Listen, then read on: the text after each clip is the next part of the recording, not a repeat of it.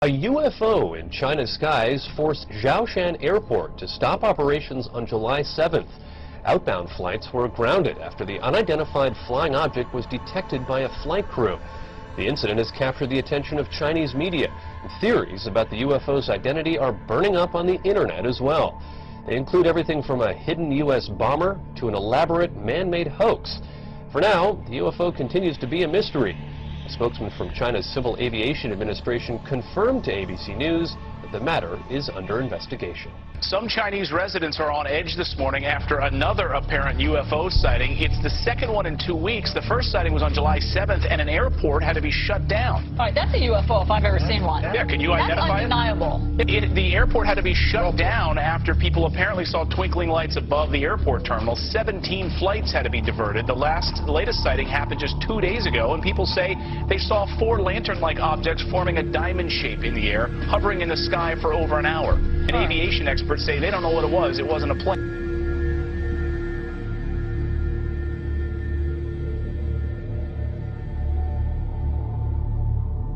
Scientists from all over the world are trying to figure out what caused a mysterious blue light to spiral in the sky over Norway on Wednesday.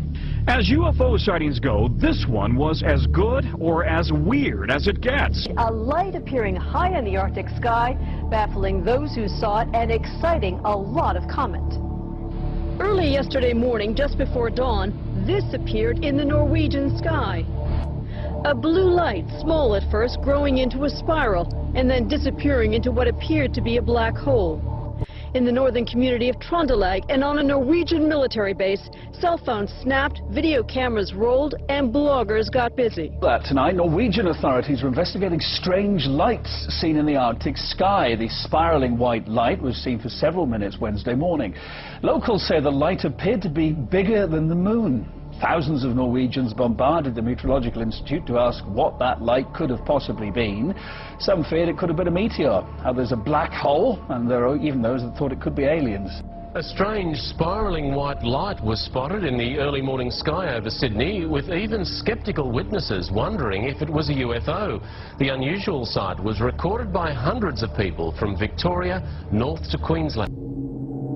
Since 1948, there have been thousands of sightings by commercial and military flight crews. March the 12th, 1977. I was flying a trip from San Francisco to Boston, non-stop in a DC-10. It was an Airbus 320, and we had 24 passengers on board with very good condition. We were at 39,000 feet. We were just north of Dallas-Fort Worth. It was a beautiful, clear night. Out of nowhere, some lights appeared. Looking over to the left of me, just to the north of me, I noticed a red light of some kind to the far, the distance off our port side, our right side. And Larry says, well, keep an eye on it. He says, well, now it's coming at us. And they began a turn from pointing directly at us in an echelon sort of a turn away. It was not a plane, it was not a weather balloon. It was huge, absolutely huge. It was dark red color, and so this object began to become transparent and it disappeared. It was absolutely crazy. Crazy. It just was gliding through the sky so quietly, and as it did so, it blotted out the stars behind it. And it just reminded me of a submarine in the depths when it's quiet and just kind of motoring right on through, you know. There were no wings, there were no windows, and it was cigar-shaped. I saw what I saw, and this thing was not from here. I watched this big, gigantic light go out behind our left wingtip and then As the turn progressed, it disappeared in the distance off to the back at a very high rate of speed. I've flown all the jets. I flew in the war. I flew B-17s in the war. Everything. I've got over 30,000 hours of flight time and never had a sighting as that one. So it was once in a lifetime. In the fall of 1948, Air Force investigators were convinced by the testimony of pilots. In a remarkable top-secret report to General Hoyt Vandenberg, the Air Force's Chief of Staff, the investigators said the Earth was being visited by alien spaceships. They took it so seriously that they risked their own careers by writing an estimate of the situation that they sent on to higher headquarters and said that UFOs, some of these UFOs could be extraterrestrial, which of course was not received well by the Pentagon.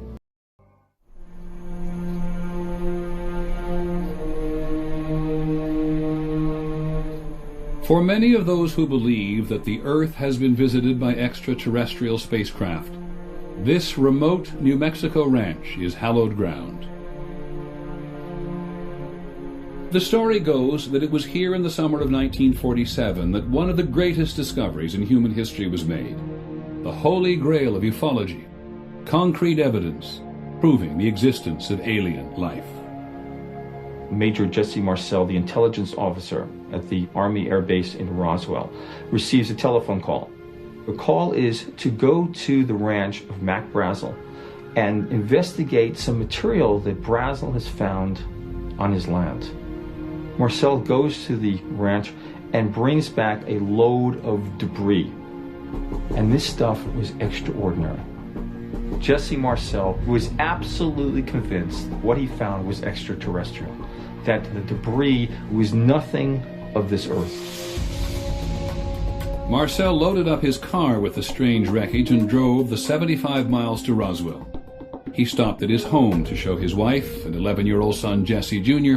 what he had found. Woke my mother and myself up saying, I want you to look at this. I mean, I can remember it just like it happened yesterday, the type of material that was there. The most curious part of the debris that I saw were the I-beams, the structural members with pinkish violet writing along the inside surface. It's more like geometric symbols. It was very impressive. When you see something that impressive, even as an 11-year-old, it stays with you.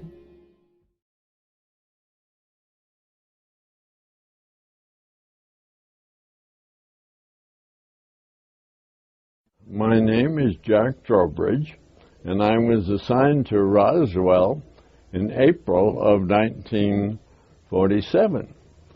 I was further assigned into intelligence with Jesse Marcel, who was the head of intelligence, a major. I was a first lieutenant pilot. On this particular evening, we're having bridge at Major Marcel's home. And he was there in a basket. My wife was there. All of intelligence was there playing bridge, except Jesse. He was out with a pickup gathering this junk in the debris field. Okay? So when he came in, it was fairly late, I believe. And we broke up the bridge game then to go out and see what Jess had brought in. And it was a great interest. It was aluminum in appearance. There were fragments of aircraft skin or whatever the thing was, and also some girders with pictures of hieroglyphic-like things on it. I took them to be owls, but who knows. Anyhow, it was interesting. I did get to handle the material, and the material had some peculiar properties. For instance, it looked like Hershey bar wrappings, but you squeeze it up in your hand as hard as you could, let go, and it returned originally to the original shape instantly. Then the next day, Jesse brought some of the stuff into the intelligence office. And so we looked at it and played with it a while, and then everybody went back to work. Later that day, boom, nobody knows anything, you just shut up, nothing happened, etc. And when you're in the service, you do what they say to do. Major Marcel was hauled up to Fort Worth to show the press what he found. Well, what he had to show the press was really a weather balloon. This stuff was not a weather balloon, what he brought back. So he was forced to lie to the press, shall we say. I don't think he was too happy about it, but you do what you're told again. You're in the service. You followed orders. And they were afraid of the American public panicking with this knowledge. I don't think that would have happened, but hey, the word came down from up above and you do what it says. Jesse Marcel Sr. took the debris to the Army Air Force Base at Roswell early in the morning of July the 8th. And by noon, the base commander, Colonel William Blanchard, authorized a press release proclaiming that what Marcel had found was the remains of a flying saucer. Headline edition, July 8, 1947. The Army Air Forces has announced that a flying disc has been found and is now in the possession of the Army. Army officers say the missile has been inspected at Roswell, New Mexico, and sent to Wright Field, Ohio, for further inspection.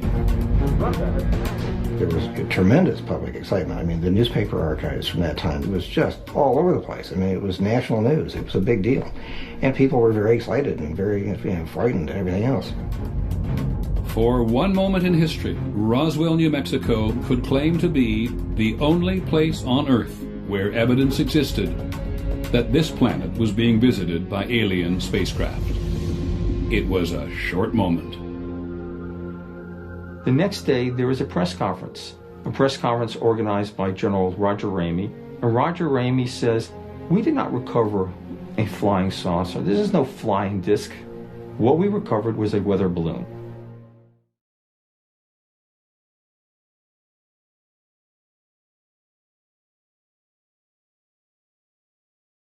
Dr. Dave Rudiak is a research scientist who believes he has found the long-hoped-for smoking gun of the Roswell incident in a photograph that's been in the public record since 1947. Even though I had believed that something very unusual had happened at Roswell, I was surprised at what I read in here. I wasn't expecting to see some of this stuff. Rudiak has spent the last 2 years using computer imaging to analyze what Roswell researchers know as the Ramey memo. First, there was the Roswell-based press release. About an hour after the press release, General Ramey was already speaking on the phone to reporters in the Pentagon press room and saying it looked like a weather balloon to him and a radar target, and that is in fact what is pictured here. So they brought in the photographer from the Fort Worth Star-Telegram. He took 6 photos. 4 of the photos have General Ramey, and he's holding this message in his hand. In 3 of those photos, the message is turned away from the camera. In this particular photo, though, for some reason, it's facing the camera. And fortunately for us, the image is of sufficient quality that we can read quite a bit of the message. And it tells, I think, a very remarkable story.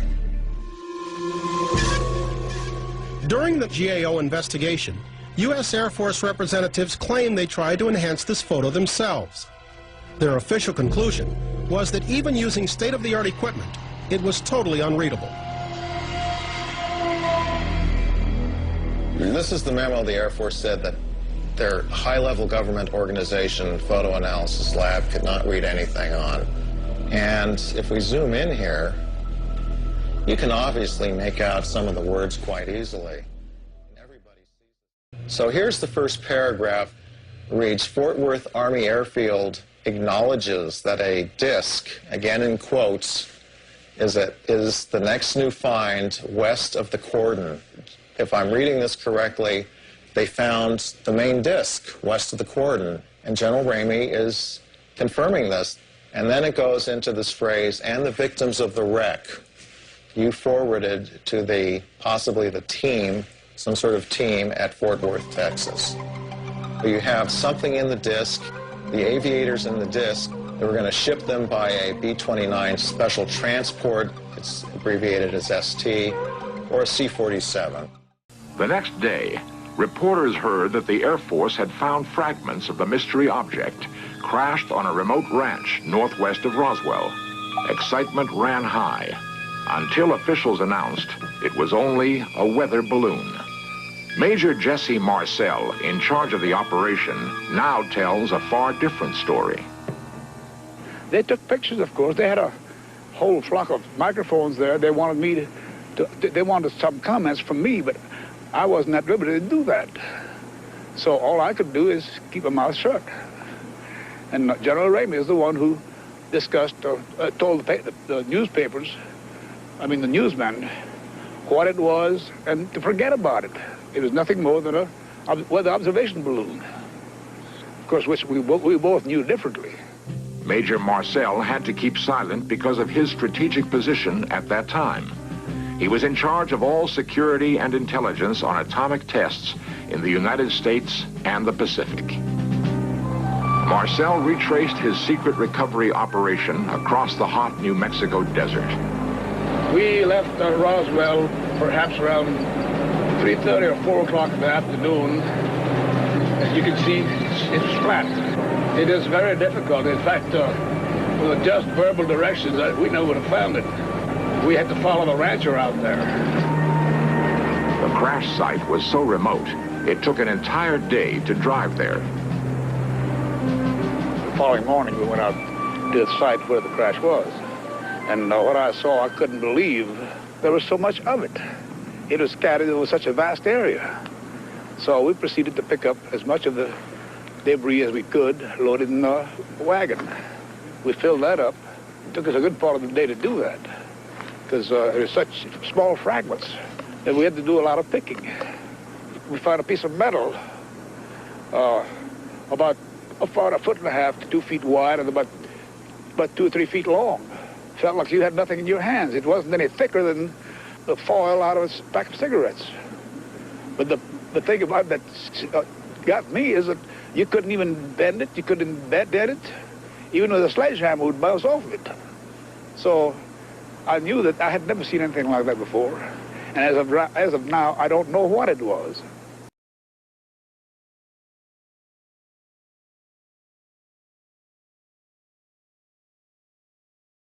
In 1958 and went into the military. After going through advanced infantry training, I was transferred to the Pentagon, where I worked for the Radio Frequency Engineering Office. I finished there, and then I joined the White House Army Signal Agency in May of 1959. I served under Eisenhower from May of 1959 until he got out of office, and then I served under Kennedy until I left the service in August of 1961. I learned a lot about Project Blue Book. Blue Book was discussed quite openly in the office. Sections of Blue Book were opened for discussion. And then there were other matters as well that were brought to our attention one afternoon when we were just about ready to finish up training. It was about 3:30, maybe 3:45 in the afternoon. Colonel Hollibird brought out a piece of what appeared to be metallic. It was a metallic piece of looked like a yardstick. It had deciphering. It had encryption on it, and the encryption was pointed out by Colonel Hollibird to each one of us who were in that class, and I think there were 6 or 7 of us at that time. And it was told to us where that came from, and this was in in connection with Operation Blue Book. What they were trying to say is, look, we've got this physical information, this physical property, and to go along with what you've seen in Blue Book, we have now been able to get our hands on and show you materially, and that's what he did. They went on to further explain that this was the material that had come from the New Mexico crash in 1947, and that was discussed. I think it was discussed at length, if I'm not mistaken. We spent perhaps another hour or so. We left about an hour late that afternoon, and the next day it was discussed again. They did discuss the fact that there were bodies. Extraterrestrial. Extraterrestrial bodies, yes. There were either 3 or 5, and they didn't even know at that point, because some of the information that they had gotten apparently was incomplete. But 3 or 5 stands out in my mind as the number that were taken. One was alive, partially alive at the time that this happened, and I do not know what may have happened to him after that. But the Army Air Force or the Air Force at that time, was very, very much concerned about Blue Book, and there were strict regulations involving anything that had to do with the reporting of a UFO or talking about a UFO. If you wanted to ruin your career, and it was told to us, I was an enlisted man, I was the lowest thing down on the totem pole, and that was made clear to us that if we wanted to mess up our career, the thing that we could do fastest was to talk about UFOs. Our mortuary had the contract for all military services out at the Roswell Army Airfield. And this gentleman called and said he was a mortuary officer at the base. He needed some information. And I said, what do you need? And he said, how many hermetically sealed infant caskets do you have, 3.5, 4 foot in stock? And I said, we don't have any. How long would it take you to get them? And I said, well, I can call Amarillo by 3:30 this afternoon and have them in here in the morning. I said, what's going on? He said, that's not important. I said, well, it is important also, but anyway. And then I hung up. And then he called back later and he said, I need more information. And you want to know what embalming chemicals that would alter the tissue, the stomach contents, and what is our preparation for taking care of bodies that are laying out in the elements for several days. And I said, you're the mortuary officer and you're asking me because I do it your way, you know. I was trying to find out who I was talking to. But there again, I was very stupid and I hung up again. And so, but anyway, later on in the day, I got an emergency. We had the only ambulance business in Roswell at that time. And this airman was riding an old Indian motorcycle and he hit the back end of a farmer's trailer out here going into the gin. And so when I arrived at the base where I usually back up to this ramp and unload the patients, there was 3 field Army Air Force ambulance backed up against the ramp. And so I had to swing around. But anyway, we were walking up the ramp and I saw a lot of debris. And so when I got in and checked him in, got all the vouchers and everything signed, I said, this captain there, and I said, sir, it looked like we had a crash. I need to get ready for it. And who in the hell are you and what are you doing here? And I said, well, I had an emergency and we have the contract for all military services. It looks like you had a crash. He just said, stay right here, don't move. And so I stayed there, and pretty soon he came back with 2 military police and said, get this guy off of the base, he's not supposed to be here. Whenever this happened, whatever had happened, all the doctors and nurses that were stationed here in that area and everything were given, that were stationed here permanently, were given orders not to report. Because my understanding and everything later on that came that the reason for that being that these were all specialists and they were all sent in from Wright-Patterson. And so anyway, what he wanted to know from me, I had seen some I'd seen evidently I was involved in things that I shouldn't have been involved in. When you said you saw some debris, could you go And back I and... saw that, and that's what started it. But what he really wanted to know later on, see, I knew this nurse, and this nurse didn't, she didn't get orders not to report either, because she was going to join the St. Mary's Order, and our hospital was the St. Mary's. And she would come up like on the weekends and not go back until, you know, till her weekend started again, and she'd go in. When she went in to sign in for her next tour of duty, that's when they were in this supply room, and there were two pathologists.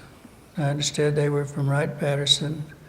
They were not done an autopsy. They were examining what was brought in from the Roswell crash, what we call the Roswell crash. And but the reason that she started out the door, and then they said, "Lieutenant, we still have to have some help.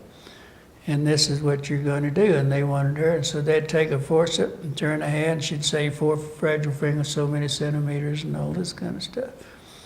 And she said she wasn't in there over 20 or 30 minutes at the most. And all their eyes, and it started burning in their skin. They were feeling it was getting real warm and real hot. So that's when they just immediately, they had no idea what they had. The two pathologists said there wasn't anything in the anatomy books, there wasn't anything in what our medical schools, they had never seen anything like this. And that's immediately after that they were put in these pouches, put in a hermetically sealed container, and flown directly to Wright-Patterson. And she actually described for you what they looked like. Yeah, when the MPs were taking me out down the hall, that's when she came out of the supply room with this towel over her face, and that's when she screamed, "Glenn, get out of here as fast as you can." Then I met her I kept calling, and I met her the next morning at the officers club in a conference room, and that's when she gave me a little diagram of what they were going on, what they looked like. And it looks like what you see today, most of the little diagrams, you know, the 4 fragile fingers and the long arm, real short joint, the large eyes. She said the heads were almost completely demolished, but they could see. They only had 2 orifices. They didn't have earlobes. They had 2 ear canals. The mouth was only about 1 inch. And that's the way she described it to me. And I was with her till about 11:30 that day, and then at 3:30 that afternoon, her supervisor called and said, "Your friend just been transferred out." And I had her serial number and everything else, but I never have found her to this day. I've never made contact with her. So I'm sure he came up to me and he was punching me on the shoulder, just lightly. I mean, he wasn't rough or anything. And he just said, "Look, mister, you don't go in and start any rumors in Roswell's. Nothing happened out here." And he said, "If you do, you know, it'd be real serious problems." And so I just, being as my character was at that time, I said, "I'm a civilian, you can go to hell." And that's where he said, "You may be the one going to hell." And then that's when he really told me, he said, "Somebody will be picking your bones out of the sand if you do that." So.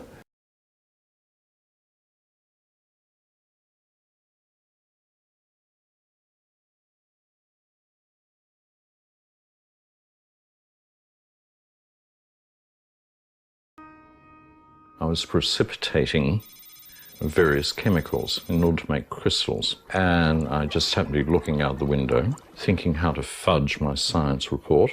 What I saw directly south was something that I'd never seen before. We were out playing sport on the oval. One of the kids yelled out, look up in the sky, you know, it's flying saucers." And I remember we all looked up, and it really was a flying saucer. I mean, from what you imagine, a flying saucer, it was a round silver disc, and it seemed to be very low over the school. And I remember kids screaming and running inside. The student came in, was hysterical, leaned up against a sliding door, screaming, "There's a flying saucer in the oval." And of course, everybody started to head towards the door, and the teacher said, "Sit down, it's not recess yet." And a few minutes later, the bell went off. Everyone started moving, like a whole lot of zebras being terrified by crocodiles. I went where the herd went.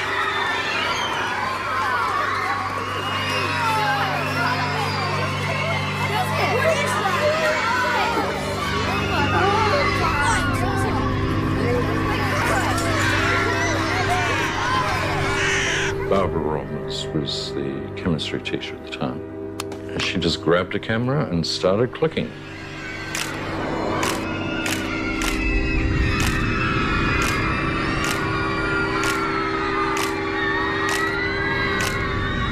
I went into the staff room.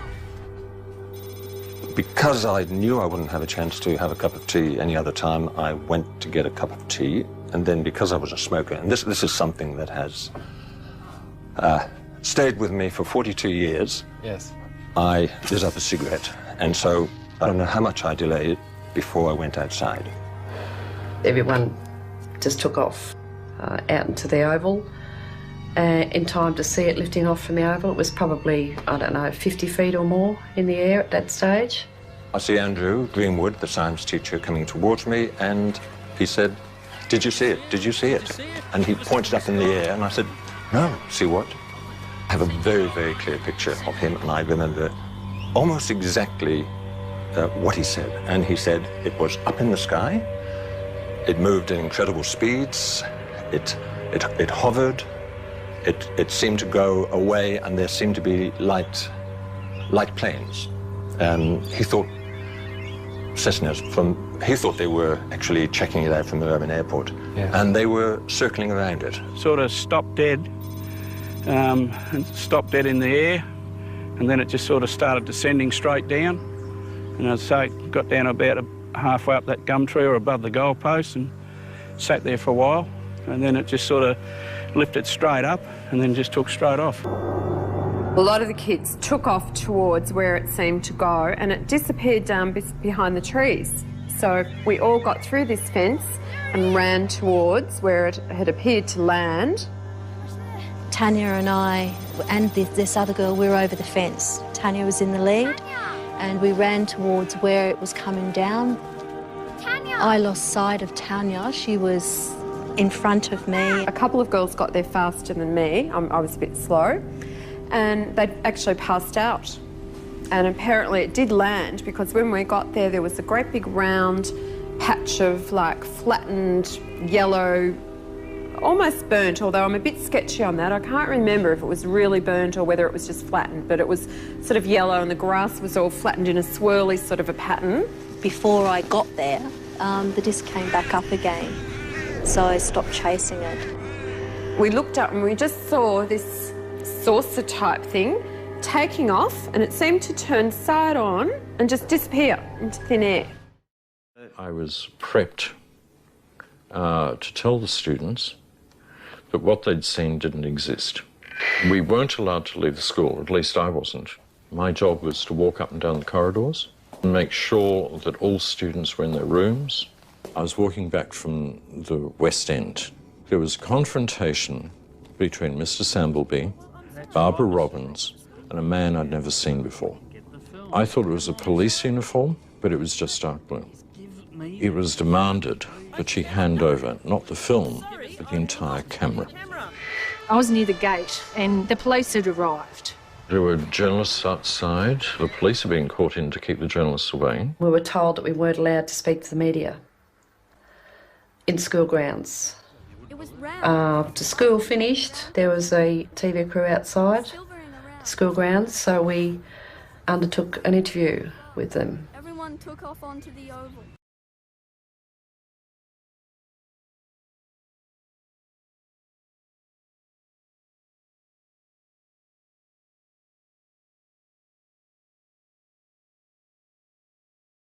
This was at a small secondary school outside Harare in Zimbabwe, and 60 children at recess had seen these 2 UFOs hover, 2 alien beings come out. And I even remember how one little girl described it to me. She said it was as if they were kind of floating above the grass towards us, or hopping across the grass towards us. And in this case, I remember John's voice very specifically as he asked one little girl. And these were very disciplined, sort of post-colonial little children, different races with braids, very well spoken. And John said, well, what would you call these beings that you saw? And she'd say, I'd call them aliens. I'd call them alien beings. In September 1994, over 60 children from this school in the suburbs of Harare, Zimbabwe, witnessed several objects landing and 2 beings coming out. Just over 2 months later, John and Dominique came to the scene to work with the children, their parents, and the teachers still suffering from shock. John, who essentially specialized in child psychiatry, devoted a great deal of time to interviewing the children. Something scared you, is that right? Yes. What scared you? The noise. What noise?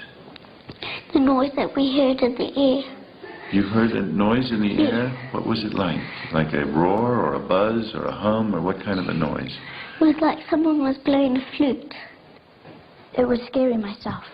It was scary because you saw something yourself? Yes. Mm-hmm. I saw little objects hovering. It was quite big actually, and then there was little ones all around it.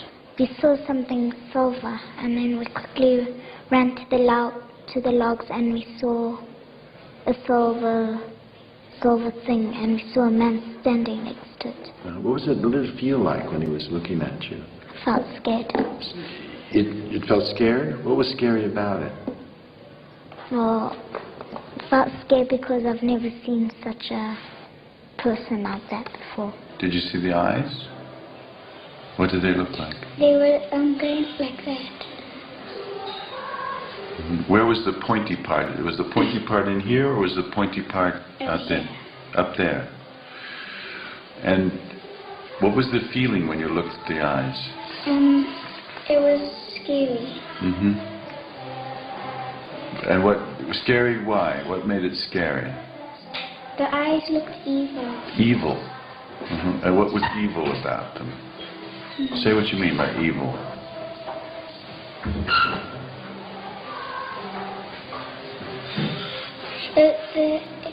It looked evil because it was just staring at me. With what? Staring at you as if what? As if to do what? As if it wanted to come and take us. As if it wanted to come and take you. That was the feeling you got? That it wanted you to go with it? Did you feel like you wanted to go with it? No. Did you feel, what was the effect on you when you felt it wanted to have you go with it? What happened? I just walked away and I started crying. They came running up here in such a panic. And, I mean, even if we had staged it, they could not have run all together like that. Even if we practiced it, I don't know how many times.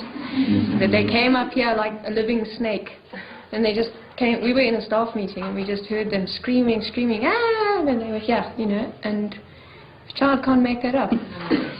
I was very skeptical in the beginning as well. I believed that they'd seen something, but I wasn't prepared to accept that it was anything supernatural or anything like that. But I think the consistency of what's been going on indicates that it was more than I was prepared to admit in the beginning. So both of them were running. One was running in the trees, and the other one was running across the ship. Because there were also trees here. The eyes were like more pointed as they came in toward the center of the head, is that? No, more circular. And this was all black in here. All black. Now you've made pupils. Did they actually have pupils, or was it the pupils were white. What? The pupils were white like that. You saw white in the center? Yes, like that. Was he near the silver object, or was he far from it? No, on top. On top of the silver object. Okay. And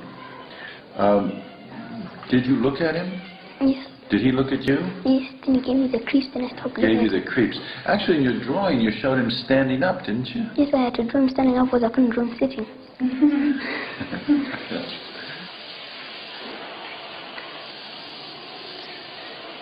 What I thought was maybe the world's going to end. Maybe they're telling us the world's going to end. Why do you think they might want us to be scared? Because maybe because we don't look after the planet, the area properly. And Lily, is this an idea that you have had before, that we don't look after the planet properly in the air, or did this idea come to you when you had this experience? When I had this experience. And how did that idea come to you from this? This is a little hard, but try to be with me here, okay? How did this idea come to you when you had this experience?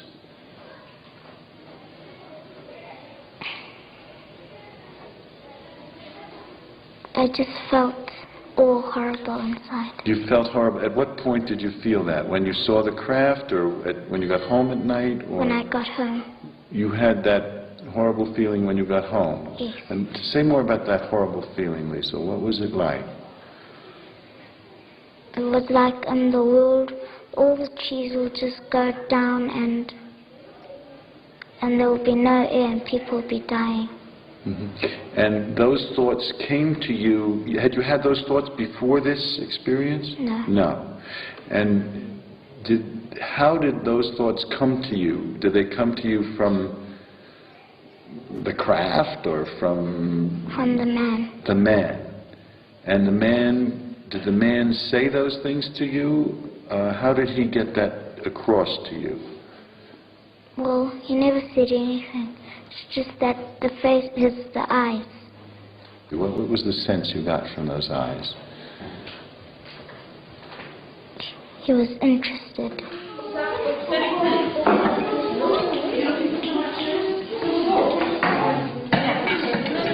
They describe these experiences or these events like a person talks about something that has happened to them. And when you're talking with a psychotic who's telling you something and it's a delusion and you feel that it really didn't happen, I can tell. I mean, I know this is something that person wants me to believe, or they're frightened, or they're distorting reality in some way. There's nothing like that here. These are people of sound mind, by and large, telling me something that's very... They know that I might think they're crazy, and so they're a little concerned about telling me, and they're very full of questioning themselves and doubt, and I mean and then they describe something very real and intense, a light or something happened to their body, or it's the whole quality of the way they talk about it is the way a person talks about experience that happened to them.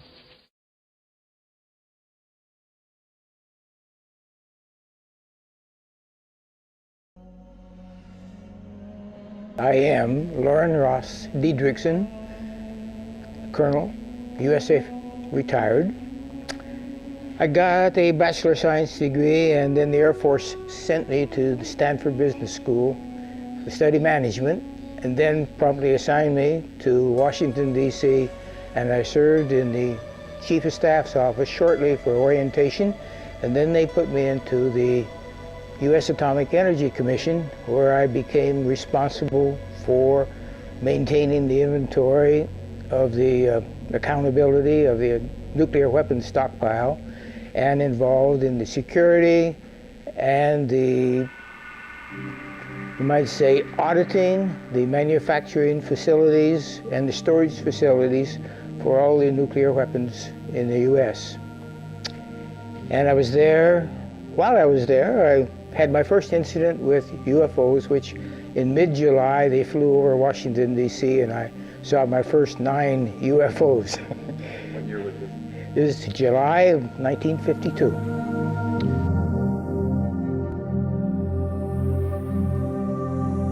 Of course, during that period of time, I made a lot of contacts. I was a staff officer for the military liaison committee between the chairman of the AEC and the Secretary of Defense. And so I became acquainted with not only the Army, Navy, and Air Force, but civilian agencies, the CIA, the National Security Agency, and other contacts which I developed. During that period of time, one of my functions was to accompany a security team which visited all of the nuclear facilities to check on the security of weapons. And we were getting reports of visits by UFOs over the storage facilities and even some of the manufacturing facilities. And that went on continuously. Now, we found that the reports The formal reports were few and far between, but the security people were reluctant to report many of them because the protocol and the bureaucracy involved in reporting them, they just avoided reporting. Later, I was assigned to the Sandia Corporation as a military liaison, and I was involved in establishing a quality assurance program for the manufacture and the quality and the maintenance of the nuclear weapons. So we had to visit all of the manufacturing facilities, such as the Rocky Flats and the Pantex facility, which assembled the nuclear and non-nuclear components of the weapons. And so there again, we observed the UFOs were very much interested in the facilities that we were visiting. But we did get constant referrals to, what are all these UFOs hanging around here for? Spent about 7.5 years in the Air Force on active duty from 1964 to 1971, and went to work for Rockwell. Went to work for Martin Marietta first in Denver, and then Rockwell International here in the Southern California area, and then I went to work for FAA 1974. Worked for them for about 21 years. Retired in 1995 from federal service.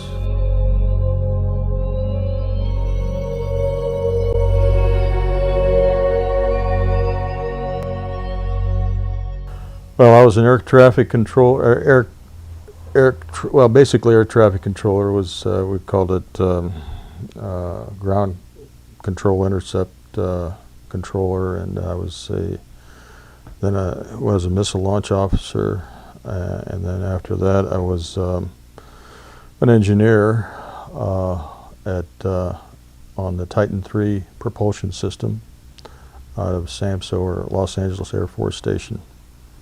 And when I resigned from the Air Force in 1971, that's where I was located, at Los Angeles Air Force Station. The event, the incident, I guess I call it, happened on the morning of March 16th, 1967. I was on duty along with my commander, Fred Mywald. We were both on duty at Oscar Flight, as part of the 490th Strategic Missile Squadron. There are 5 launch control facilities assigned to that particular squadron. Kilo Lima Mike November Oscar. Okay, here's Echo. Echo Launch Control Facility is located some 30 miles north of Lewiston. Oscar was another 30 or 40 miles east of Lewiston. November just south of Lewiston. We were at Oscar Flight.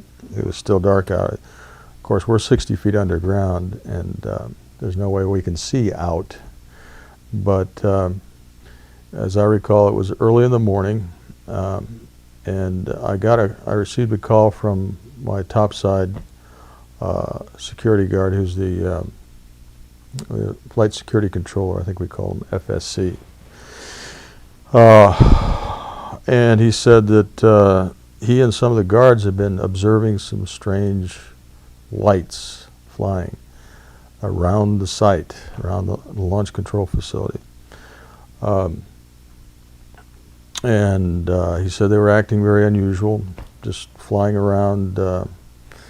And I said, well, you mean UFO? I think I used that word. You mean like UFOs? And he said, well, he said he didn't know what they were, but they were lights. They were flying around, and they weren't airplanes. They weren't making any noise. They were not helicopters. They were making some very strange maneuvers. And he couldn't explain them. Well, I told him, you know, I just kind of shook my head and just said, well, call me if anything more important than that happens, you know, basically, and we just ended the conversation.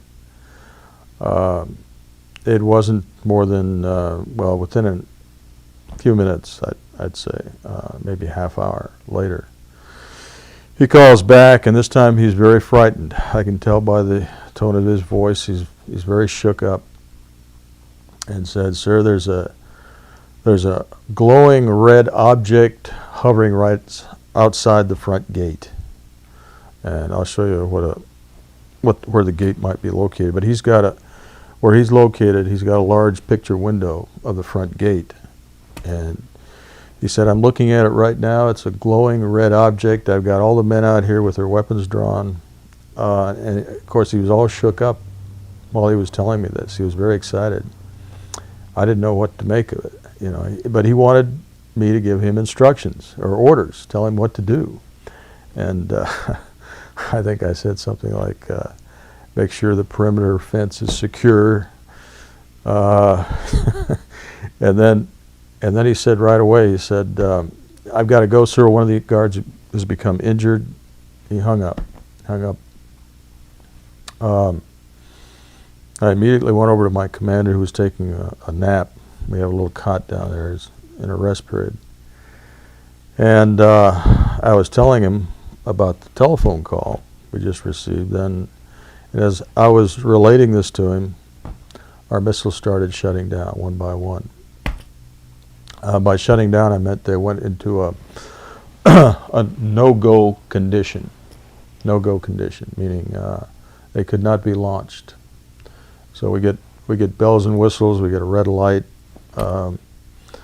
no-go condition, and as I recall it at the time, it seemed like every one of them shut down. But later, in recalling this incident with my commander Mywald, he said he thought we only lost about maybe 7 or 8 of these weapons went down into a no-go condition. These weapons are Minuteman I missiles.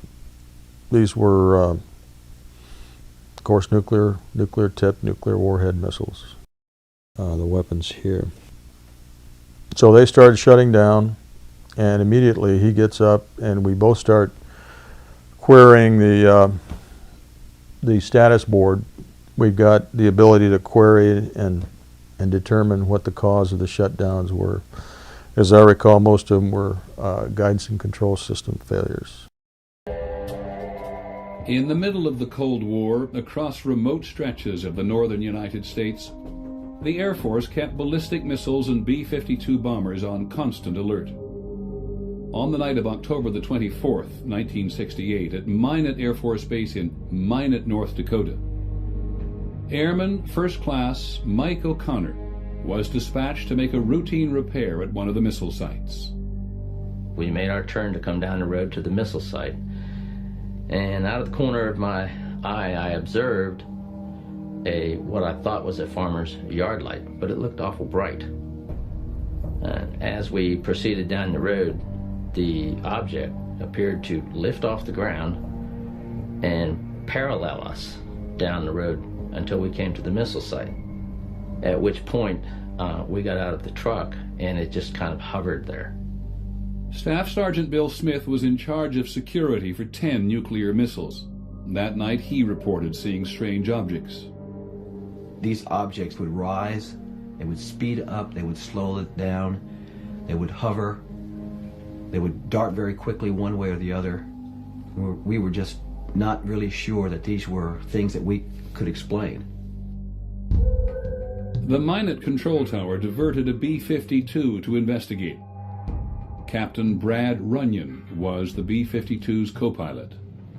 The air traffic controller asked us if we would mind going out to this one area and looking for something. I was curious, and I said, well, what are we looking for? And they said, well, you'll know it if you find it. The navigator on the B-52, Captain Patrick McCaslin, suddenly identified an object on his radar screen. I saw a return, faint one sweep, bright the next, large, off our right wing, 3 o'clock, at about 3 miles. And at that point, I asked the radar navigator to turn on the camera, which would then take pictures of whatever was on the radar screen. These pictures of the radar screen show the object flying in formation with the B-52.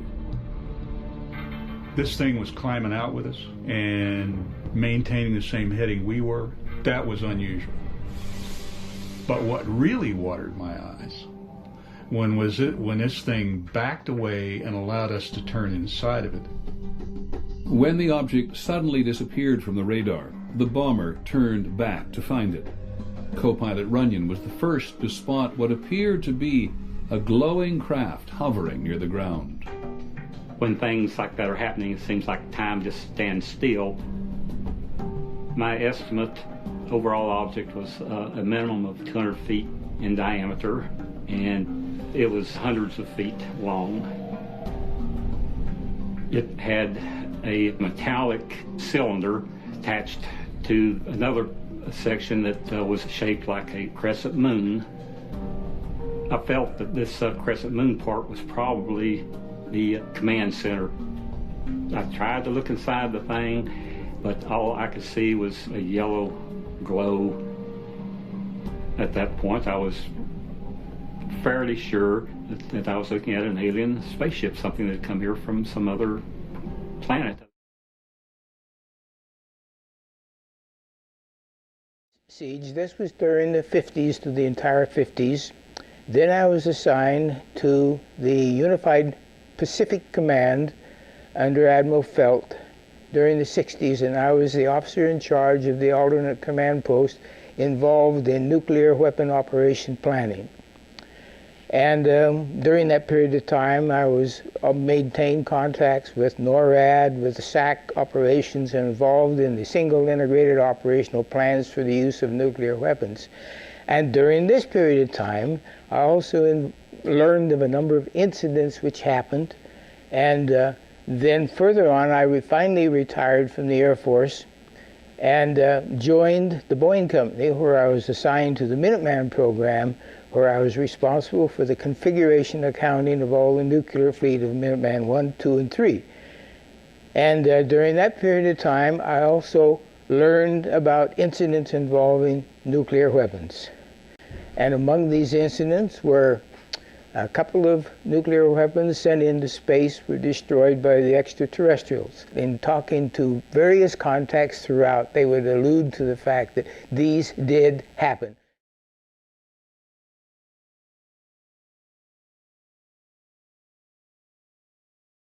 Устойчиво.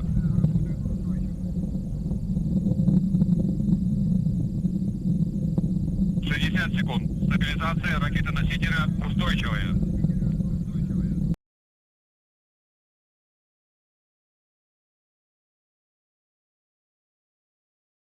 There was, for example, the missile, Minuteman missile, which destroyed the launch from Vandenberg Air Force Base. That's now a public matter of record. The one incident, for example, was they actually photographed the UFO following the missile as it climbed into space and shining a beam on it, which neutralized the missile. And this was recorded. It was all hushed up, and they split up the team that observed it, but of course eventually the news came out, and it was later published and confirmed.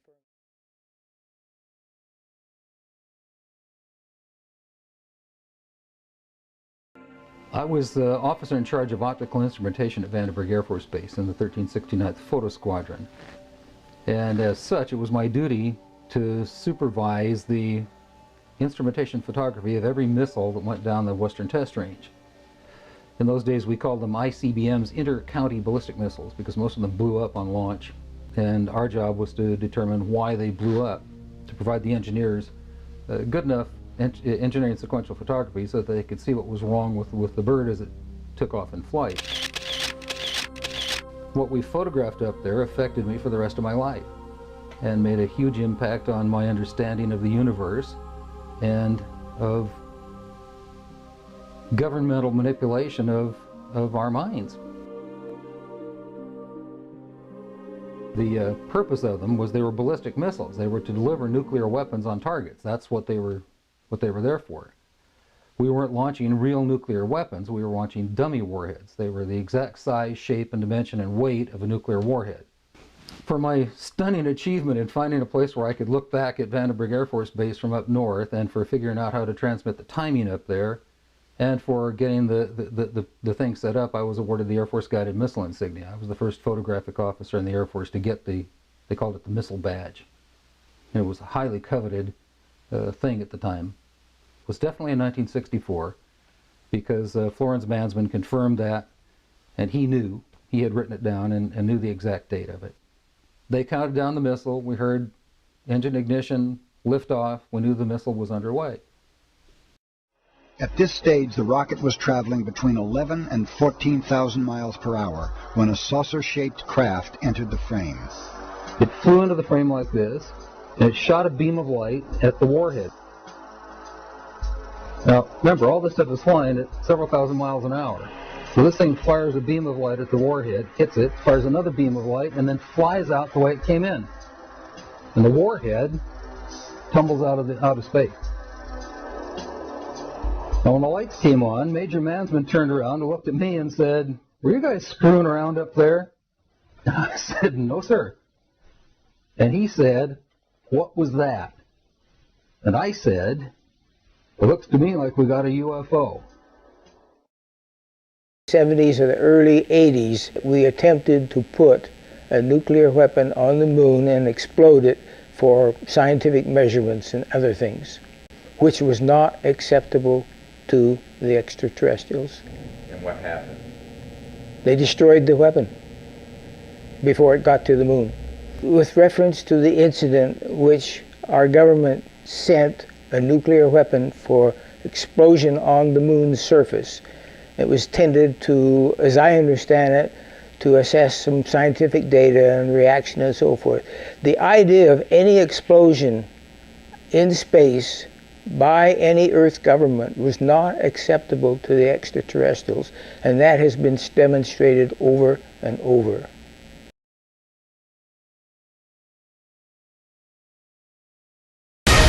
Fire! Just think of what a nuclear explosion would look like up there.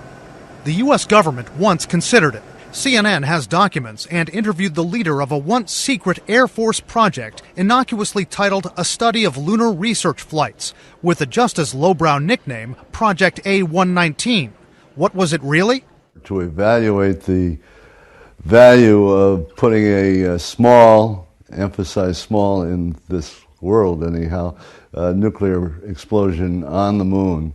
Physicist Leonard Reifel, now 85 years old, led the project in 1958.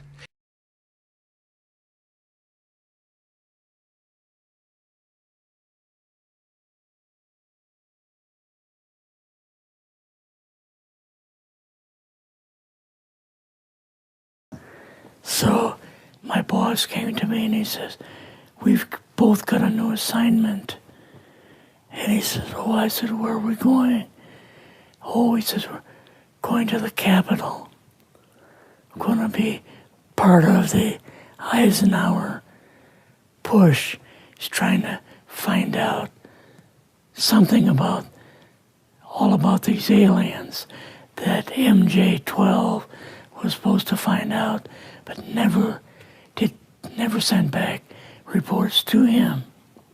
The MJ-12, the UFO control group, were they calling it MJ-12 at that time? Yes. They called us in, went into the Oval Office, and President Eisenhower was there and Nixon, and they said, we called the people in from MJ-12 from Area 51 and S4, but they told us that the government had no jurisdiction over what they were doing. So being a general, past general, you didn't tell them to go to hell without any real good reason, you know. Mm-hmm. So he said, I want you and your boss to fly out there. I want you to give them a personal message.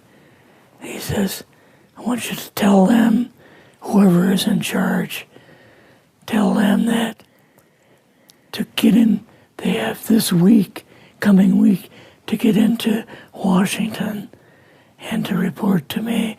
And if they don't, I'm going to get the 1st Army from Colorado and we're going to go over, we're going to take the base over.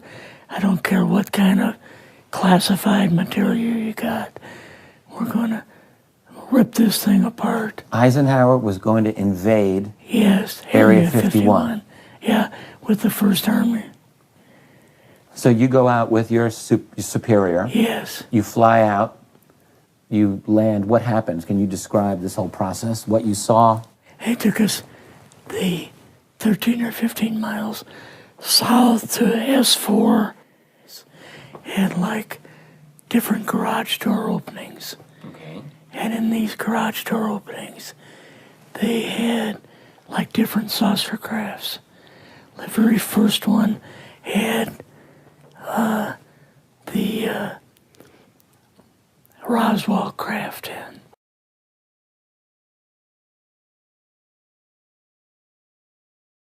Nature of the universe we live in. What is our relationship to the larger reality? If that's a part of the larger reality and we're denying it, that to me is unconscionable. I don't live that way. If better answers, we have to rely upon people who have been there and interacted, have first-hand data.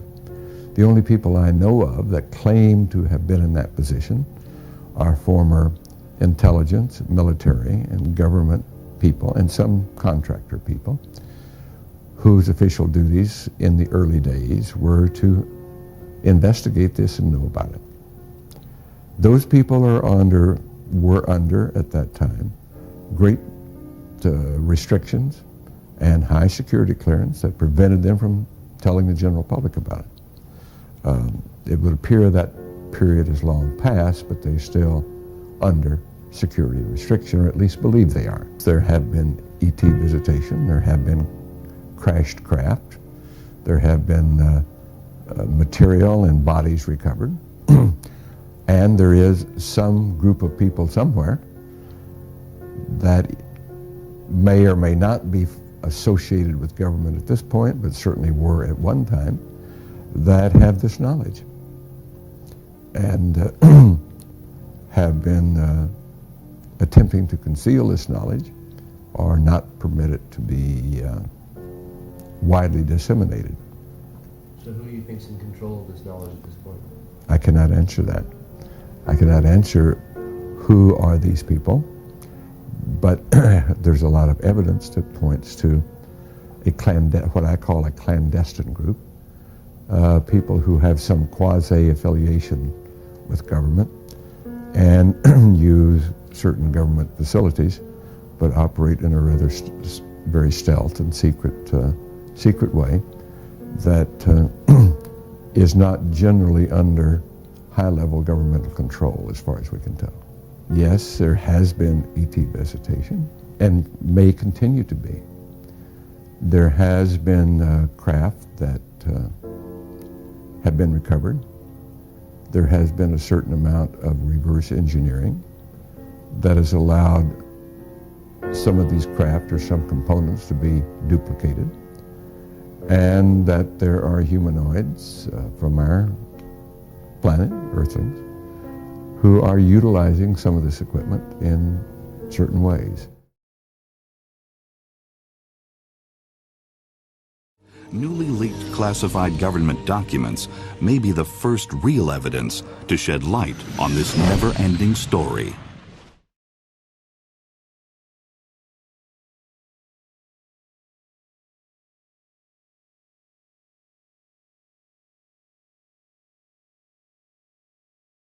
My name is Robert M. Wood, and I go by Dr. Bob these days.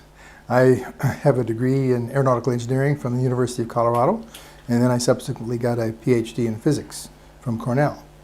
And I went right into McDonnell Douglas as a young engineer and stayed with McDonnell Douglas for 43 years, graduating basically through the various management steps, and wound up in charge of various aspects of our research and development programs, including the last one was the space station program. Or instead of trying to sort out new witness testimony, that it'd be better to try a different approach, which was the approach of authenticating documents. Dating from the 1940s and 1950s, these documents refer to extraterrestrial contact and the secret operation established to investigate this phenomenon. This project was led by a group of men appointed by executive order. They operated under the code name Majestic 12, or simply MJ 12. If it is true that the United States government has pursued a very aggressive but deeply clandestine effort to collect and contain information about UFO phenomena, including crashes, military encounters, and whatnot, it is absolutely essential that there be documents about that effort. And when I look at the MJ-12 documents, I say to myself, these are the kinds of documents a person would expect to see. This kind of document has to exist. It is the unanimous opinion of the members that Operation Majestic 12 be a fully funded, operational, top-secret research and development intelligence gathering agency. It is also recommended that a panel of experts be appointed to chair and oversee the functions and operations of said agency. Its members should have appropriate security clearances.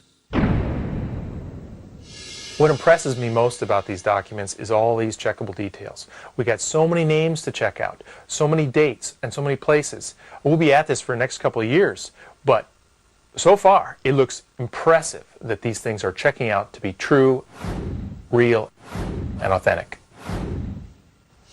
A major objection to all the documents is that we don't know who provided them.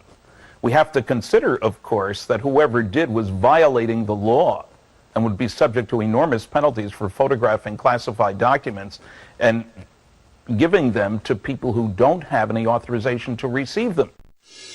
It began in 1988 when I began filing Freedom of Information Act requests to the government for any information on UFOs. And then in October 1992, I went to the post office and I pulled out a Time magazine that had a document inserted in it, and I just thought it was a prank. I was working my shift as a security officer at Pine Knot Landing. An old gentleman came to the gate and I said, "Well, I'm Thomas Cantwell." He told me he was in the Army's Counterintelligence Interplanetary Phenomenon Unit since 1942 and had been involved in the UFO program almost into the 1980s. And he just wanted to let me know that he was real, to tell me everything, get it off his chest, because he didn't think he had much longer to live. The IPU stands for the Interplanetary Phenomenon Unit, and this is rumored to have been a unit within the Army, late 40s, early 50s.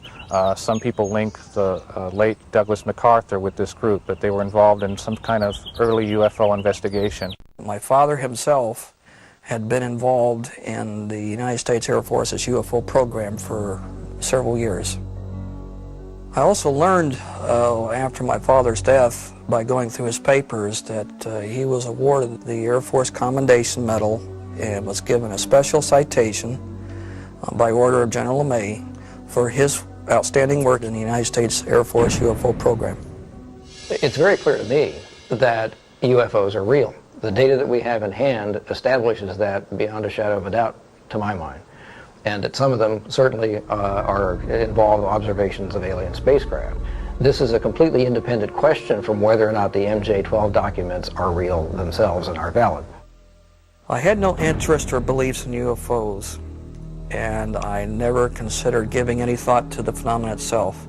But when your own father tells you they're real, that the Air Force considered them very threatening to the United States Air Force, then I began to have a different attitude. The documents that Tim Cooper had were really very extensive. There were 100 pages, 50,000 words. The things that they talk about, however, are stunning. A consensus reached by members of the panel that until positive proof that the Russians did not attempt a series of reconnaissance flights over our most secure installations, the sightings and recovered objects are interplanetary in nature. Buried in one of these MJ-12 documents is the White Hot Report. It is a reference to a discovery in 1941. This alludes to the possibility that a UFO crashed in the United States 6 years before the Roswell event. I originally read the first account, at least that I'm aware of, the only real account of the Cape Girardeau 1941 crash retrieval event in Leonard Stringfield's 1991 volume about crash saucers. And I didn't think a lot about it until one of these newer MJ-12 documents mentioned a crash in Missouri. And I decided I was going to find Charlotte Mann. Grandfather had been called out, that someone had called in that there had been a plane crash outside of town, and would he be willing to go to minister to people there, which he did.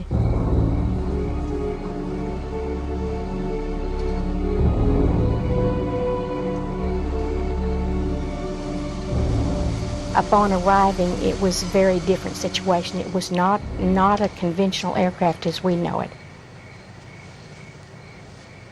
There were 3 entities or non-human people there. 2 were just outside the saucer, and a 3rd one was further out. His understanding was that perhaps that 3rd one was not dead on impact.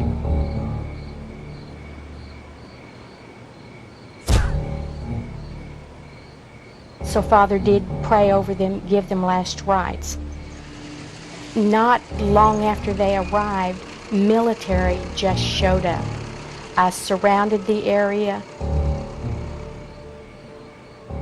Grandfather didn't know what was said to the others, but he was told, this didn't happen, you didn't see this, this is national security, it is never to be talked about again.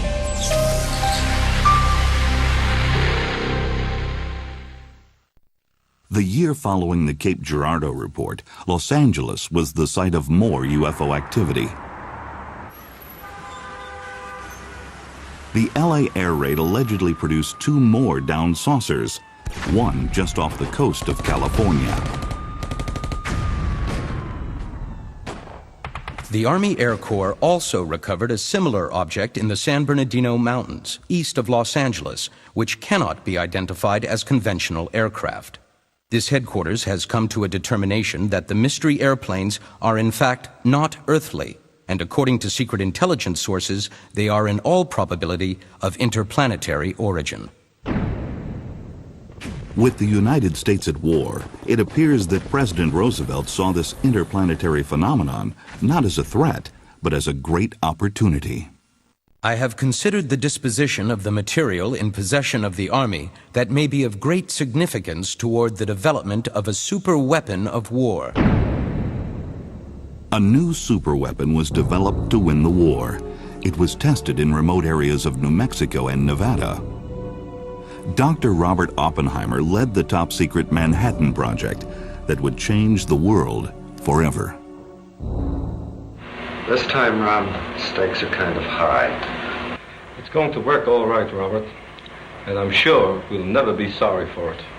Well, we'll know in 40 seconds.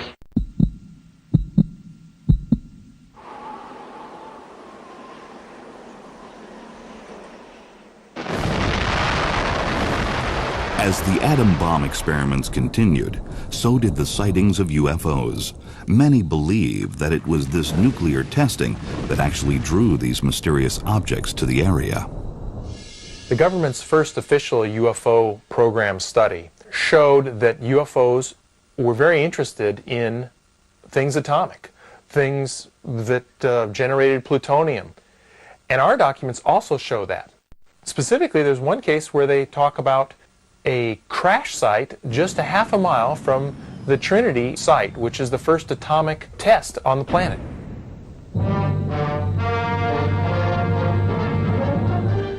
This is the gallant crew that rode the big superfort which carried the first atomic bomb to Japan. Piloted by Colonel Paul Tibbets, Jr. of Miami, carrying Navy Captain William Parsons of Chicago, who helped design the bomb as observer, and Major Thomas Farabee of Knoxville, North Carolina, who pulled the plug on Hiroshima, the B-29 dropped its load of atomic death, which exploded with a force equal to 20,000 tons of TNT. When the bomb was dropped on Japan in 1945, the war ended, but the UFO activity did not. In June of 1947, physicist Albert Einstein and nuclear scientist Robert Oppenheimer drafted a report offering their opinions on how to deal with extraterrestrial biological entities, if they did indeed exist. It is difficult to predict what the attitude of international law will be with regard to the occupation by celestial peoples of certain locations on our planet. But the only thing that can be foreseen is that there will be a profound change in traditional concepts. Headline edition, July 8, 1947. The Army Air Forces has announced that a flying disc has been found and is now in the possession of the Army. Army officers say the missile, found sometime last week, has been inspected at Roswell, New Mexico, and sent to Wright Field, Ohio, for further inspection. When news of a crashed saucer near Roswell, New Mexico hit the airwaves, the government was ready. The saucer quickly became a downed weather balloon, and a policy of evasion became the order of the day. It would last for decades. I think the U.S. Air Force explanation that mogul balloons, what crashed at Roswell, is just specious. First of all, the timing is wrong. The technologies are wrong. Certainly pieces of a mogul balloon or the sensor systems attached thereto would have been identifiable, and they aren't. I believe that these kinds of answers actually do a disservice both to the American people and to the Air Force itself. I am here to discuss the so-called flying saucers. The Air Force interest in this problem has been due to our feeling of an obligation to identify and analyze to the best of our ability anything in the air that may have the possibility of threat or menace to the United States. In pursuit of this obligation, since 1947, we have received and analyzed between 1,000 and 2,000 reports. We've been able to explain them as hoaxes, as erroneously identified friendly aircraft, as meteorological or electronic phenomena, or as light aberrations. With all due respect to the Air Force, I believe that some of them will prove to be of interplanetary origin. During a 3-year investigation, I found that many pilots have described objects of substance and high speed. One case, pilots reported their plane was buffeted by an object which passed them at 500 miles an hour. Obviously, this was a solid object, and I believe it was from outer space. I am certain that there have been several recoveries of alien craft and bodies in the United States. I'm using the word several advisedly. That it could be very conservative. Roswell was not the first incident. My feeling is that the Missouri incident in 1941, as related by the Reverend William Huffman to his granddaughter, did indeed occur. I believe there's a cover-up on the UFO subject because so many different things point to it. Clear, well-documented reports from credible witnesses, a lot of documentary information from the archives, a pattern of denial from the government that looks almost silly, a pattern of denial from scientists that is clearly informed not by facts, but by some kind, I would say an indirect kind of intimidation. The reason I feel the Air Force and the government in general is trying to destroy my father is so that they can destroy the Roswell event. That must mean that there really is something there that they have to hide, that this must be kept from the public at all costs. When you're dealing with the military, especially in matters of secrecy, the idea is to deceive. There is a manual, you well know, that MJ-12, which also states to discourage witnesses, to put out false statements, to protect the secrecy of this 1947 event. One of the first documents that I got was entitled Extraterrestrial Entities and Technology Recovery and Disposal. The content of the Special Operations Manual is really quite stunning. It explains why it's so important to keep it secret and how they go about the process, how they keep the public in the dark, what lies they tell them, what deceptive statements. Great care must be taken to preserve the security of any location where extraterrestrial technology might be retrievable for scientific study. The most desirable response would be that nothing unusual has occurred. It may become necessary to issue false statements to preserve the security of the site. We continued to study the Special Operations Manual and look at each aspect of it and try to determine the authenticity of it. Subtleties like the use of the term Central Intelligence instead of Central Intelligence Agency show a subtle amount of arrogance that is indicative of the Central Intelligence Agency in 1954. The 32-page Special Operations Manual also includes the Extraterrestrial Technology Classification Table. It details procedures for retrieval of crashed saucers, how to handle organic matter, and where to ship the bodies. The Blue Lab at Wright Field in Ohio was the secret destination for some of this material. A young woman named June Crane worked in a classified office at the base. Shortly before she died, she told her story. I started at Wright-Patterson in '42. I was 18 years old, and all of the people I worked with were older than me. So I'm probably the last survivor of my lab group and probably the last one still around to talk about it. I had a Q clearance. I worked with scientists and with engineers. I knew a man named Clarence Smith. He was a master sergeant. He came in one day before we started to work, very upset. Clarence told us that his plane brought back 2 bodies in crates from New Mexico. When I asked which plane had crashed, he said, it wasn't a plane, it was a flying saucer. Well, they knew of 3 crashes that I was aware of by 1952. Maybe there were more. In '52, there was a crash cover-up. Roswell was in '47.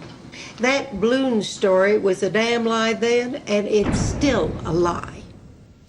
When I interviewed June, I realized that I was getting a rare glimpse into another period of time that was right at the heart of the mystery of ufology.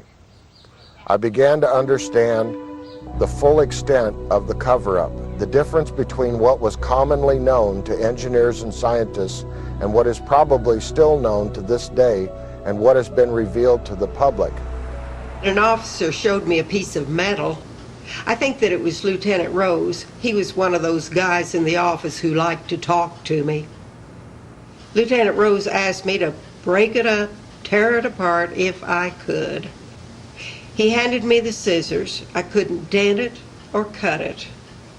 I asked him what it was and where it came from. He said that it was a piece of a spaceship. According to the Special Operations Manual, the physical evidence from the crash was to be collected and transported to an undisclosed location for study. That location appears to have been the mysterious Area 51. I'm satisfied and very pleased that there is good reason to say that Area 51 was created in the early 50s. Now we have that reason. We didn't have that reason before. Skeptics have claimed that Area 51 did not exist when the Special Operations Manual was published in 1954. But according to this Las Vegas newspaper, a huge government installation began construction in the Nevada desert in early 1951. The project was cloaked in a security blackout and has remained so to this day. Many believe it is where the technology of these alien craft is being studied.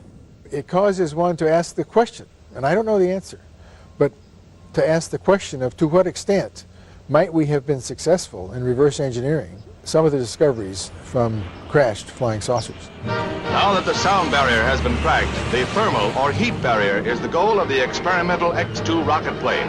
The stainless steel bullet, designed to stand speeds of more than 2,000 miles an hour, is released. On these tests, the rocket plane is not fueled, but in future runs, when it attains maximum velocity, Heat developed by friction may The reach very more than end of the 1,000 degrees. 70s or the early 80s, we attempted to put a nuclear weapon on the moon and explode it for scientific measurements and other things, which was not acceptable to the extraterrestrials.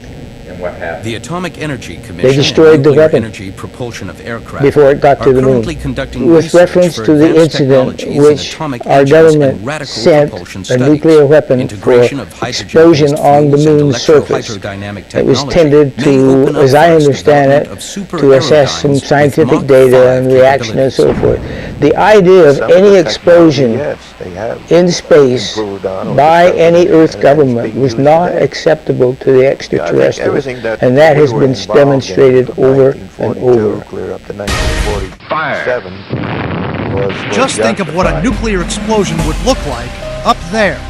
The U.S. government once considered it.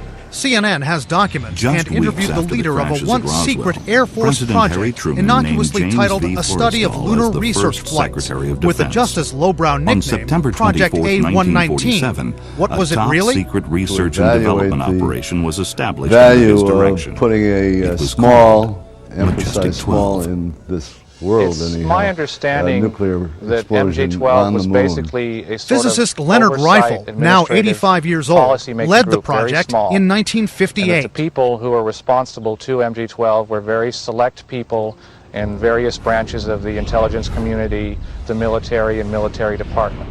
So it was very compartmented. It wasn't some huge operation. MJ-12 supervised several agencies involved in various aspects of the UFO phenomenon. But only the 12 Majestic members knew the whole story, and they reported only to the President on a need-to-know basis.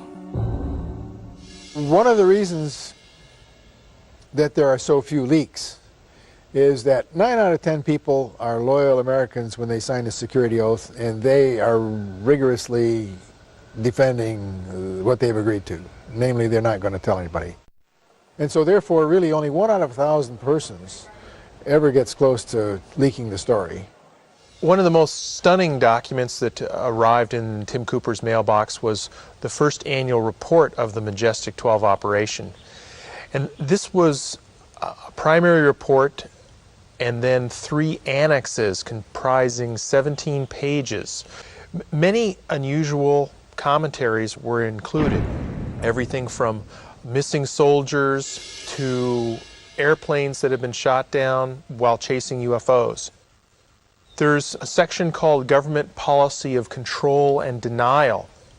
One of the most difficult aspects of controlling the perception in the public's mind of government attempts of denial and ignorance is actual control of the press. People ask, how on earth would you keep a secret like that so long? And the way they did it was to begin with the security procedures that we developed during the Manhattan Engineering Project for the first atomic bomb.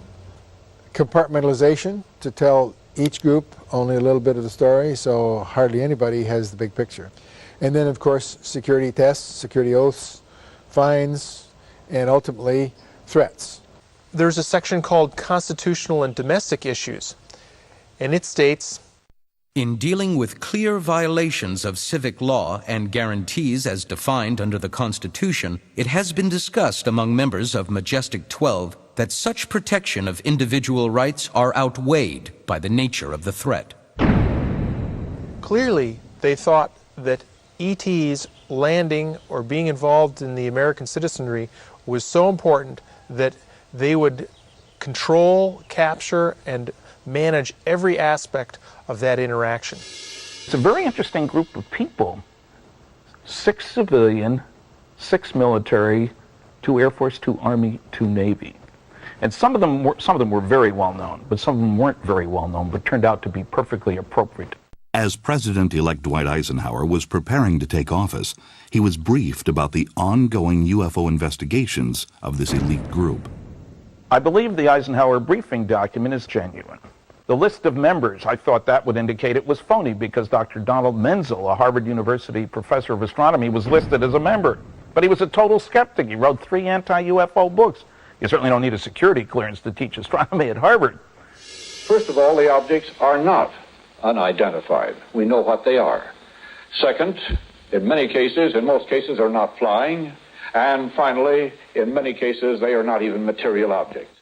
I discovered, to my total amazement, that he led a double life, that he worked with the National Security Agency, worked with the CIA, had a top secret ultra clearance, did classified work for 30 companies. None of this was known. By the time Eisenhower read this above top secret document, the founder of the Majestic 12, James Forrestal, was dead. In March of 1949, he was diagnosed with depression and ordered to the Bethesda Naval Hospital. He was isolated and feared for his life. On May 22nd, his body was found below his hospital window. His death was ruled a suicide, but this CIA memo tells a different story. The untimely death of Secretary Forrestal was deemed necessary and regrettable. If it should ever be possible to prove that the documents are true, then obviously they indicate a very, very different history than we thought. They indicate layers of government we don't know exist. They indicate procedures of government that seem anti-constitutional. They paint a picture of a world that is wildly different than the average person expects. And of course also a world in which there are aliens flying around and being captured and studied by government forces. It's a very odd picture indeed. I'm convinced, based upon the evidence that's building up, that something very strange has happened, that the number of sightings of all types are just out of all proportion to something that, if it's not real, there's something very, very strange going on. So it is the preponderance of evidence. It is the old-timers coming forward. It is the documents that Bob and Ryan Wood are putting together that, with powerful forensic research, make a very, very powerful case. It's hard to ignore. We have selected the techniques that question document examiners use, and we've hired some question document examiners. And those techniques are very powerful because they permit a judge in a courtroom to tell the difference between a genuine document and a fake document. The degrees of authenticity can be determined by comparison of the specialized stamps, file numbers, date formats, line spacing, and paragraphing with known authentic archival documents. File markings are often particularly telling. Some of the documents have misspelled words. Does this mean they're frauds? We don't think so. These originals are probably rough drafts, which would have typos and temporary spellings until the final draft was complete. One of the things that question document examiners do to authenticate documents is to look at the type. And so when you study the typography and become familiar with how the hot lead printing presses of that era worked, you find that once every so often there was a letter Z that was raised because it was not commonly used. We found a document from that era that shows a raised Z, and we have in our own document about every third Z is raised. This is just exactly the kind of thing that telegraphs authenticity. If you're talking about leaked documents, the provenance of leaked documents, we need to know where they've come from. We need to see the originals, and one has to admit that in 99% of cases we do not see the originals.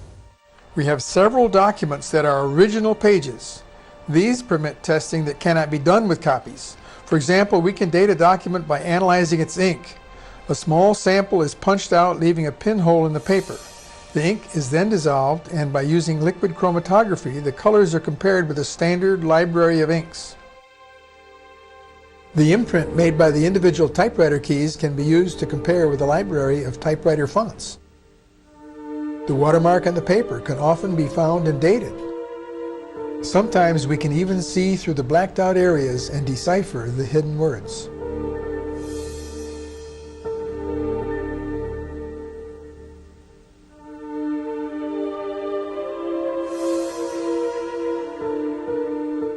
During the authentication process of the Eisenhower briefing document, Stan Friedman went to the National Archives, and in the presence of an archivist found in their files what's known as the Cutler-Twining Memo, which mentions MJ-12, MJ-12 Special Studies Group. We have an original onion skin paper with the appropriate watermarks, original declassification markings. It is a hard, physical, testable piece of paper. It's in a secure facility at our National Archives in College Park, Maryland. This declassified document seems to provide proof that MJ-12 was a reality, even though the government has never acknowledged its existence. So, after you use these question document techniques, to the best of your ability, it turns out that the documents almost speak for themselves as being genuine.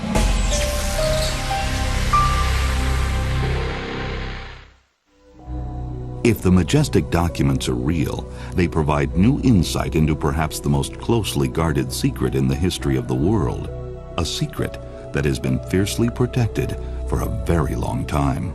I think that government secrecy, classifying this information at what amounts to an above top secret level, was absolutely warranted in 1947, and maybe earlier, because I think all this business got started perhaps during the Second World War. It is the recommendation of the President's Special Panel, with concurrence from Majestic 12, that a policy of strict denial of the events surfacing from Roswell, New Mexico, and any other incident of such caliber be enforced. An interactive program of controlled releases to the media, in such fashion to discredit any civilian investigation, be instituted in accordance with the provisions of the 1947 National Security Act. Certainly in 1947, the government could not afford to tell the world. They could not afford to say, look, there are these alien spacecraft penetrating our airspace. We don't know where they're from, what they want, or how they operate, but we thought you'd like to know. That would have been totally irresponsible. There's no question it was justified at the time until they had answers. I think it's quite possible that much secrecy is due to the fact that the authorities do not have all the answers. That they cannot be certain from a day-to-day basis or even a year-to-year basis or whatever as to precisely what is going on. By the mid-1960s, the government's apparent interest in UFOs was waning, but a rash of new sightings of unexplained lights and moving objects reignited the debate. We are being observed by some type of device which is ahead of us, far ahead of us, and is probably controlled by a highly advanced superior civilization. Now, this is a conclusion which I personally have stated and is shared by some members of our Board of Governors and advisors, not all of them. But it has reached to the point where many people in the Air Force have the same conclusion. In fact, the Air Force at one time had a top secret estimate that these things were interplanetary spaceships. Based on what is known of the technology and intelligence of the visitors, it is fairly certain that there will be other sightings and encounters of a spectacular nature. As to the purpose and modus operandi, we are not certain, but it is clear that if these visitors had conquest in mind, it would not be difficult for them, given their ability to penetrate our airspace at will.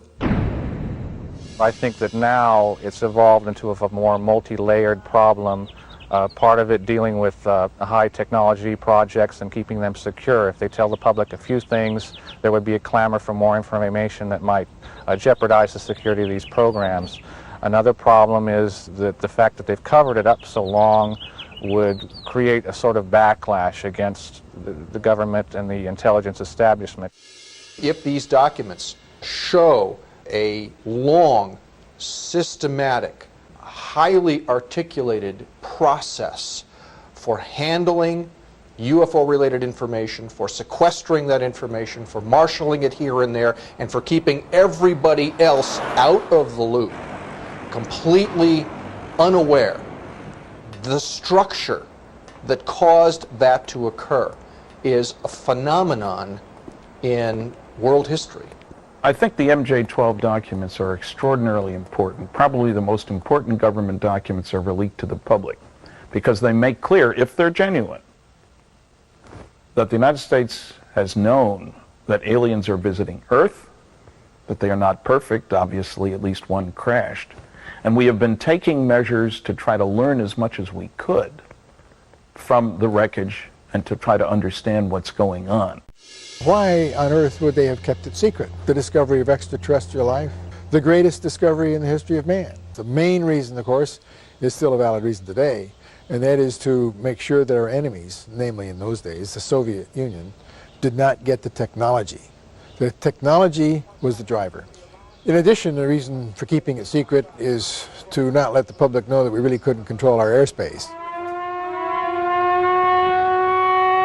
With urgent speed, the jet fighters rush to get in the air. Every second counts. They must be able to intercept the mystery plane before it can reach a target and drop its bomb. One example of technology discussed in the documents is a report, an analytical report from the Research and Development Laboratory dated 2 September 1947, where it has an early description of fiber optics in essence, and it says, Flight instruments and controls are activated by optical waveguide fibers, similar to glass rods, except they are flexible and have a plastic cladding wrap. This cladding wrap is sort of the key breakthrough in fiber optics that allows increased signal to noise. Now here, this is a guy talking and describing fiber optics in 1947. One of the documents that was particularly exciting is a document that was done at the end of the summer of 1947, prepared and approved by Lieutenant General Nathan Twining. This included the results of what our scientists and engineers had been able to evaluate and determine during the summer. And one of the things that really strikes me is a description that talks about a series of fine grid-like lines connecting a series of dots in pure silver. This is very close to a description of an integrated circuit today. One interesting thing about the craft itself, it carried no fuel. There was no fuel. They assumed that it was propelled by a series of cells, octagon-shaped cells underneath the craft itself, which indicates that evidently they were grasping energy from the atmosphere some way. That is one of the areas that they haven't discovered or haven't found out yet. As far as this idea of reverse engineering a crashed or captured spacecraft, I would hope that's been done. I'd hate to think that something has been sitting there longer than the lifetime of most of the people who will see this program and nothing's been done to it. The potential for learning is astounding, and not attempting to reverse engineer it would be unthinkable. The YB-49 flying wing makes its maiden flight.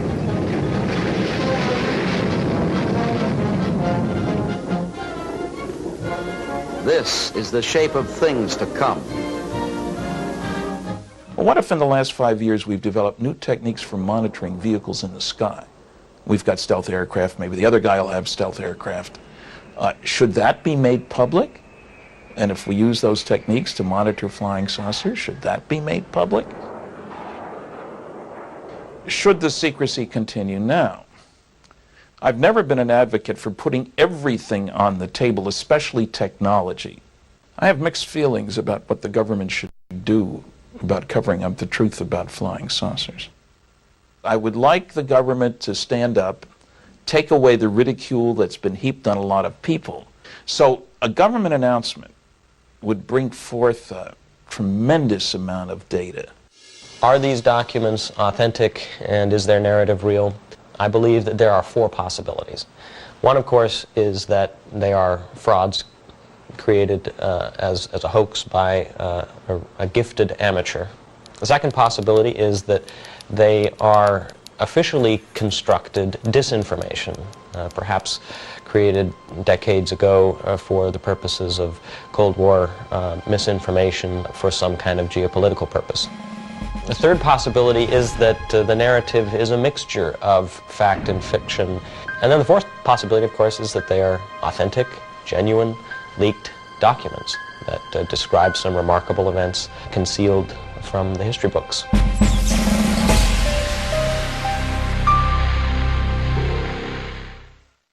The concept that we are not alone in the universe has captivated many since the beginning of mankind. Throughout history, artists have included flying objects in their paintings, like this one from 17th century painter and protege of Rembrandt, Art de Gelder. Today, believers outnumber skeptics 3-2. People around the world continue to report UFO sightings, but proof of extraterrestrial contact remains elusive. If the MJ-12 documents are genuine, the story they tell is astounding. If and when this story is brought to light, what impact will it have on our destiny? Philosophically speaking, I have to say that we're moving rapidly into a different kind of world in which the possibility of life from elsewhere is increasingly non-alarming. Our space exploration is bringing us to the point where we're ready to explore the outer planets, and probably within a century go outside of our solar system altogether.